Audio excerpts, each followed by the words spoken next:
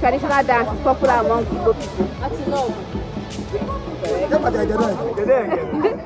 All the answers start with A. Okay, come on, yeah. Okay. Then name any Igbo author whose name starts with A. Achebe. Which other one again? Adichie. Correct. Which Igbo author was born in 1930? Igbo author. Achebe. Guess what? What is the Igbo word for wealth? Ako. Oba. That's why.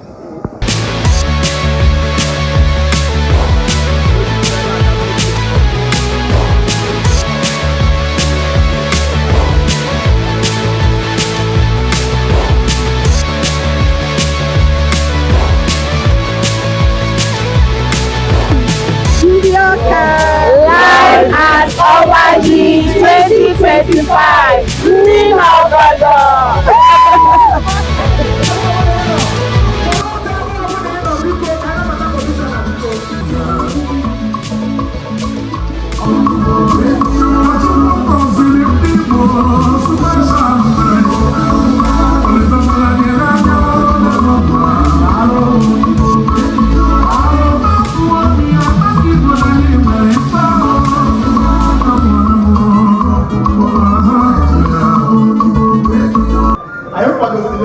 Kwadosie ya ọkụma mana ejiri ụtụtụ ọgba nje afịa ndị chọrọ ka m kwue maka ife ọba ji a ife anyị mebere nwunye ka ọba ji bụ akụkọ dị n'okpurie ifepụ ọba ji kedu ife anyị nọ ebe anyị mere ụbọchị nke taa ofufe anyị bịa ebe ime n'ụbọchị nke taa bụ ka anyị buru ụzọ wee cheta ndị anyị egwu maka ha na-ekwu si na n'ọdịfe anyị chesadebe ebe anyị nwadebere onwe anyị wee na-asị ka anyị na-eme ya kwa arọ ka anyị cheta ndị anyị egwu mana ọkasị kasịa ibie bụ na ọba ji anyị na-eme abụrụ maka sọsọ ka anyị wee cheta ndị anyị egwu mana ọka anyị wee were ukwu eghe ka ọ bụrụ ụzọ anyị ga-esi wee kụziere ndị ntorobịa kụziere ndị ka na-eto eto na lee ndị anyị bụ na lee ife anyị ji wee mara anyị na lee ife kwesịrị ekwesị na ife na-eziri ezi maka ka ụwa si aga otu ụwa si aga kịta naanị otu ụzọ anyị na-esiwu wee ziso ozi ka o wee ruo aka na abụbụ anyị wetara ihe amasịfa ma wee bịakọ ọnụ mgbe a ikwu ọmarọ ibezie nwata nọ n'ebe a ezie ikpe ekwesịghị izi ya mgbe a na-atụrụ ya anya anyị wee na-asị n'ebe anyị nọ ụka anyị ga-emeta ka anyị kpọrọ ndị n'obodo na the main foundation of it na ebe anyị na-agwa onwe anyị si onwe anyị na ya agaghị arapụ ebe eji wee mara anyị na-asị onwe anyị na abụ anyị pụwachi igwe okwu anyị si ọba ji anyị asị na nke m bụ nke m na nke anyị bụ nke anyị na ọ bụrụ na anyị chekwaba nke bụ nke m onye ga-echekwaba nke bụ nke anyị tata ewepụ ihe niile nke anyị eme ma ndị bịara kafa bịa nọnyere anyị ma ndị ya kụziri anyị ebe anyị ji wee bụrụ ndị Igbo enwere ndị anyị ga-ana n'aka maka ihe a meburu maka ihe gbasara ife bụ nke anyị ndị a bụ ndị jigo obi kwa mee ụfọdụ ife anyị ncha na-ebeli ibu na mmadụ ga-eme mana afọ onye mere ihe anyị ga-anabata pati n'efa anyị egosikwa anyị na ime ndị okorobịa anyị na-eje na fesbuk ụzọ n'ọdụ ụfọdụ na ihe nọ nso ghọta ifefa na-achọ anyị ga-afụ ụfọdụ tegasịkwa ga-egosi anyị ndị anyị na-afụ bụ the young people anyị na-afụ most times ana anyị echee na fa agafeghị ụzọ ọ dị ụfọdụ ọbụrụ ụzọ ka fa gafee gbapụrụ ebe fabia n'ọkọ ọrụ wee gosi nke ha gbasịrị fa maka ọ na-abụ ndị ekwu oke ọgụ ụfọdụ na-asị ndị mmadụ na anyị na-ede anyị ife na-aga n'ọgbọ anyị nọ na ya kịta ndị mmadụ na-asị ee na ndị ntorobịa anyị aga-esozi ụzọ ndị nna nna anyị kpaso mana nke bụ eziokwu bụ na mmadụ ọbụla bi n'oge every man lives in his own time n'oge anyị nọ kịta bụ oge fa na-afụ ife na-emegasị na mpaghara ụwa dị iche iche ndị nna nna anyị ma afụrụ ọdị ife ahụ a na-afụ ya na ebe ọ na-akpọ influence ọ na ha affect ife anyị from culture. The best way we can now promote it and accept it as new culture bụ ịghọta ife chọrọ na ya sịkwa nke ka anyị ga-esi wee nye tinye na ndị nke anyị bụ that's where creativity comes in and mgbe ọbụla anyị tinyere ya anyị at the end of the day were n'ofe iche gbọgbuo nnụnụ na ọ bụrụ sọsọ na anyị akụzirịkọ maka ndị anyị bụ mana anyị asatisfy ya their hunger for the new norm. Ana m asị ka chi kpọtala unu ebe a mgbe unu na-ana okwu ọma kpọọ unu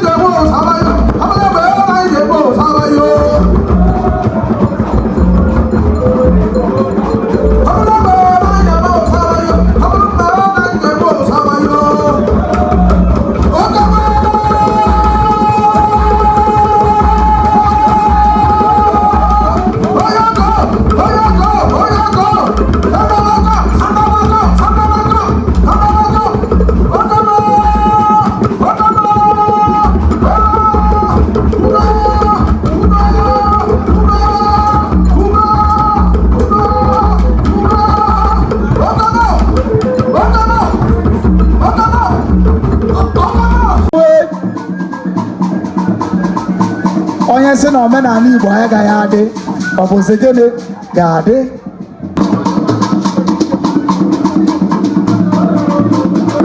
ndị Nnewi daalụ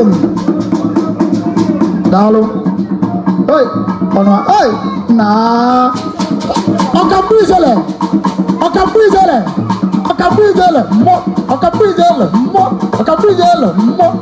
ijele omenala amaka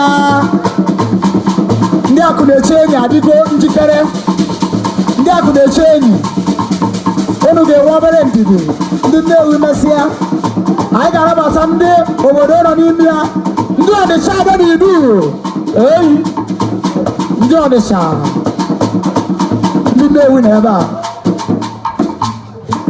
okike kelu odekelu n'oge eziwo ka mgbawa mmọnwụ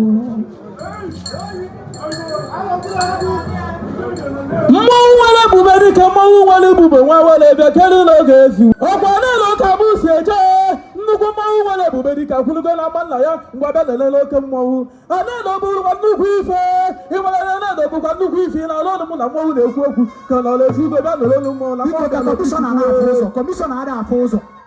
kọmishọna ada afọ ụzọ ịmara mụ deda alụla n'ime ndeli ọdụmụ ka ma fụrụ mmọnwụ ịmara na-edo bụkwa nnukwu ife ana-edo bụkwa nnukwu ife ngwa tukwe na ana-edo nnukwu ife ọkwa Nnewi ka m si eje ebube dike mmọnwụ nwere ebube dike mmọnwụ nwere ebube nwa were na mụ na-ekwu okwu ejiri okwu itu amaoke nwa ọkụ ịmara nwere okwu itu nwoke nwa n'isi ọ ga-aka isi enye ọma wụrụ eziokwu ọkwa onye ka mụ jawa okike kere ụwa nnukwu mmọnwụ bekwelu n'oge eziwo ka m gbawa mmọnwụ ọkwa ịmara na-edo bụkwa nnukwu ife mmọnwụ nwere ebube dike kwulugo na ama nna ya bịa nele n'olu mmọnwụ nọ ijele mbe mụ na Nnewi mmọnwụ na ama mbe m dike na Nnewi bịa n'ole olu mmọnwụ onye ọja bụ were m ọja ka m gbapụta dike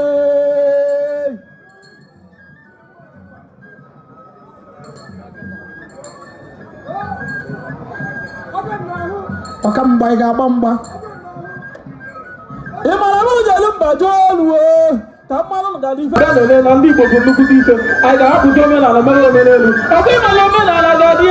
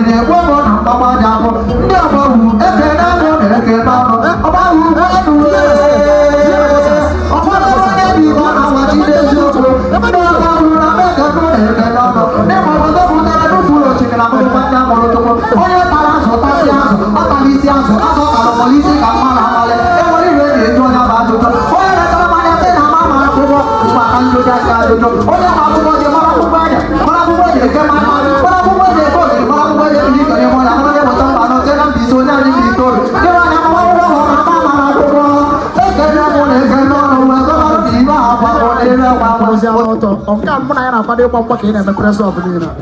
Do mba ina kwado just kina be rie nina. Na wetu ono obi anya no bebe. Wetu obi.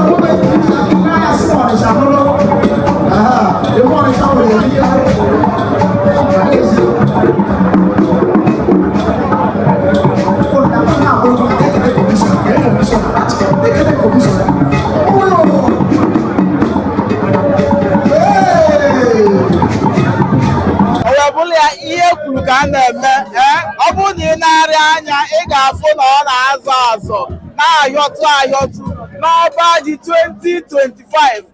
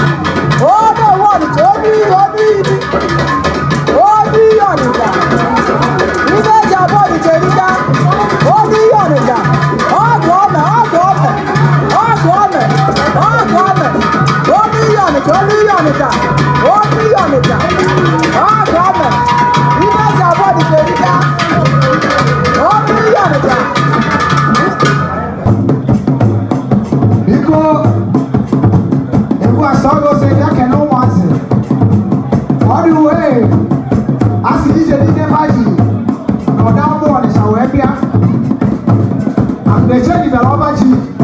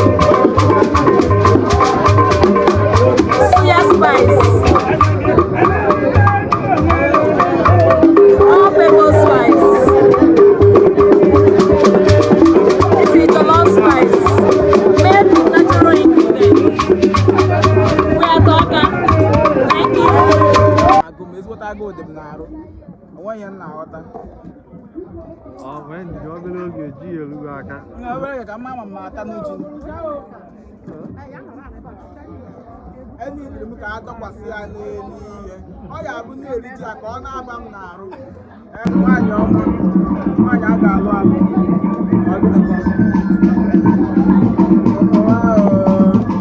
You don't be any of them. If you know, it's what they do. Aporaka, where one number.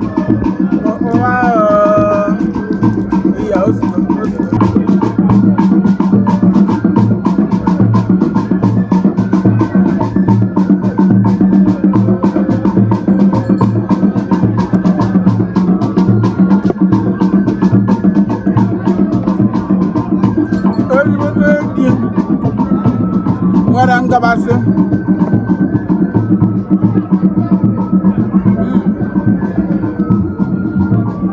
Nke na-ewe ya. Nke na-ewe ya.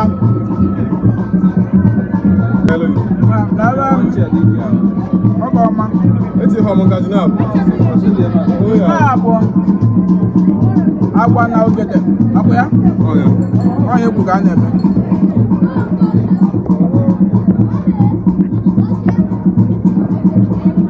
Ọra nwefu akụ. Atọtugo ngịga. Lekwa nni. Lekwa nni. Lekwa nni. Ai! O nwere nni.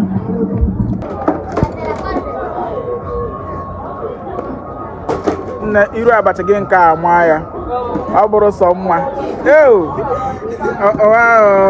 Nke a bụ abacha Enugu steeti akwụ ya? Mba afụrụ m ya. Afụrụ m makwelu. Mmanụ ndị Igbo ji eri nri. Leenụ mmanụ. Lee ka mmanụ si akwọ. Nke a na-enye ọbara.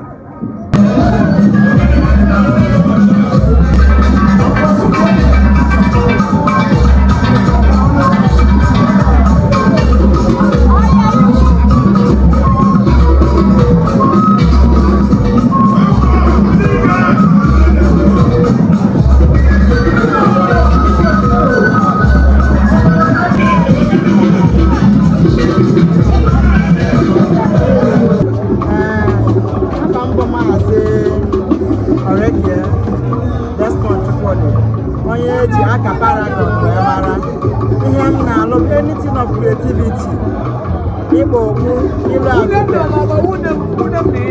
agụpe ịlụ wagistik bid nke ndị nwoke nke ndị nwaanyị ihe ndị a niile ka m na-alụ onye kpatara eji kpọọ m paragon creatives. N'ụbọchị nke taata anyị bịara Ọba Ji anụwa ka anyị nwee aṅụrị wee gosipụta aka ọrụ dị iche iche dị ya na ihe eji mara Igbo ihe ejije ihe niile eji mara ndị Igbo wee na-asị na ọ ga-adịrị Igbo na mma maka Igbo amaka. One of my odogwu nọkwazi ebe a. Ọkụji anyị ekene gị. Anyị ekene gị. Ọ na-abịa ebe ọ bụla ị kpọrọ ya ọ na-abịa ịchọ ịta ji. Ana m esi Ọnịcha jewe Ọka. Ọ maka na ihe ọ na-eme dị mma maka na ji bụ ihe Ọba Ji plus ọkụ ji ọhịa taa ka anyị na-eme. Ọhịa egwu ka a na-eme. Anyị ga-ata ji anyị ga-eri. Ọhịa ọ bụ daalụ. Ọtụtụ ihe ka e wetara gị igosi gị ka o si eme igosi gị ka o si akpọtụ na mmemme Ọba Ji nke ụbọchị taata anụwa. Ọ ka bụ onye nke gị digital maazị Igbo amaka. Ọ bụrụ na ị bụrụ onye Igbo ihe kwara gị maka na ọtụtụ ihe egosipụtara n'ụbọchị taata anụwa bụ ihe na-egosi ihe Igbo ji wee zuo oke, ihe Igbo ji wee biri. O wee bụla wa na-asị gị daalụ n'isonyere m n'Ọba Ji 2025. Anyị na-asị gị jisi gị nkerechi gazelụ ka emesịa. Daalụ.